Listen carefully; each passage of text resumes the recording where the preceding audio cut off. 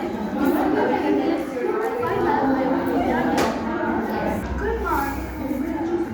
esteemed panelists and audience.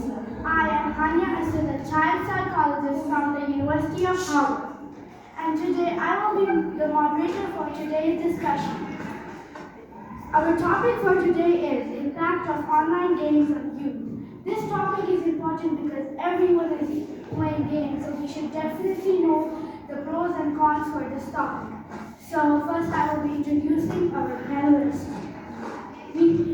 First we have Hania, who is an adult psychologist. Then Inaya Ali, owner of Roblox. Habib, owner of educational games. Hanan, who is a student of Bruce Million School Kingston campus. Aisha Hussain, who is also a student from the Bruce Million School Kingston campus. Then we have Khalita, who is a teacher. Abira, who is an education leader. Amna Bankush, who is a parent. And then Anadra, who is also a parent. Aiza, who is a student from the Bruce Million School Kingston campus. Anaya, Vice Chancellor of the University of Chennai. Then we have Hamza, documenter.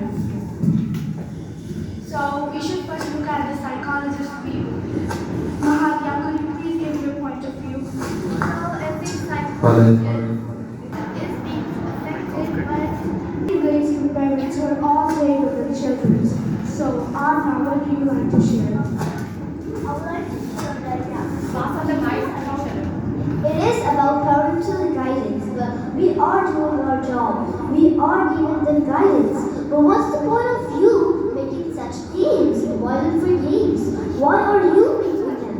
I would like to ask the creator of Roblox and such games. They're such violent for games. Why? Like we are doing ourselves, but you should also do it. I've been putting age restrictions and checking my content. It is all perfectly fine, but there isn't just Roblox in the internet. There are some educational games as well, and I would like the creator of educational games themselves to speak for it. Well, I think so. Inaya is right because there are many educational games. You should ask your children to play them. They could learn and have fun at the same time. Yeah, you're absolutely right, but still, like I could guide them to play the educational games. But what if someone doesn't have a parent or someone is lonely? But what is the point of making such games? Like PUBG, Free Fire? Why? Before, people used to box and actually kill people. But now, the children are not playing. There's nothing wrong with their brain that they're actually going to go and kill people. I think both the parents are right. Parents are right because they care for their children because they are very harmful games. But the creator are also right. They first check the game, add restrictions and limits, and then upload the game. So parents, you should keep a check on the children, and creators should have restrictions. So from children's managed education and learning, any one of you can answer. Well, as a student of Bruce Million Kingston campus, I play games every day after coming home, and I can easily manage my studies and my gameplay.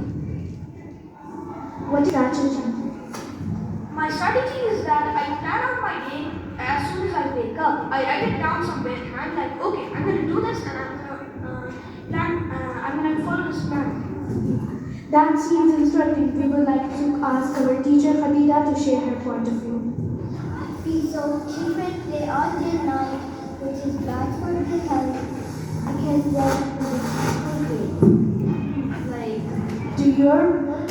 what type of does it also affect their mental health and what they do? Are they aggressive? Well, when they don't get on. they don't have attention in the class. Do we use educational games at school? Let me rephrase it. Do you use educational games at school? Yes, I do use educational games in school because kids can learn a lot from it and it makes their mind sharper. Naya, what impact it creates on children when they play games?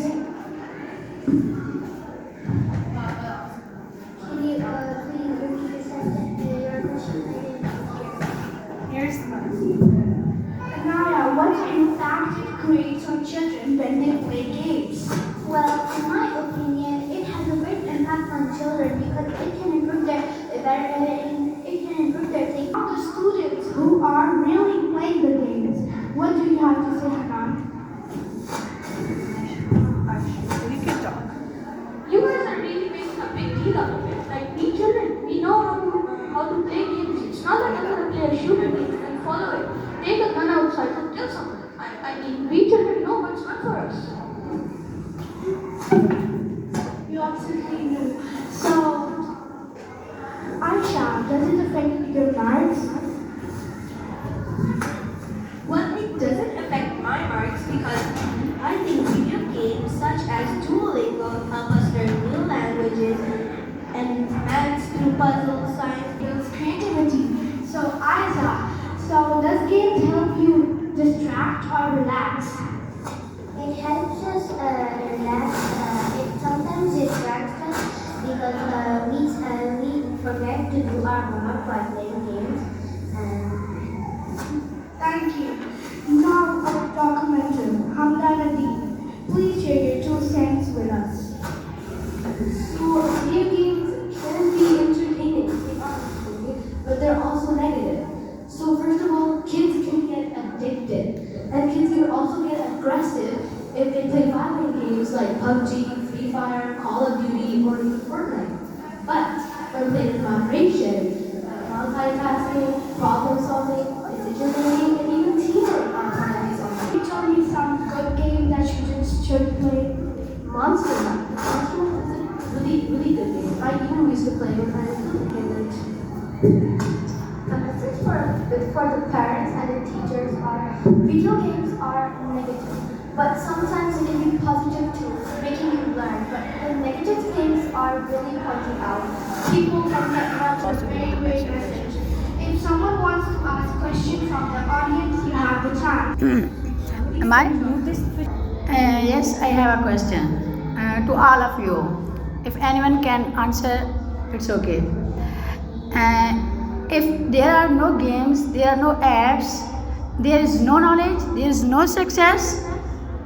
Teacher get chances, but there is not the only way to succeed.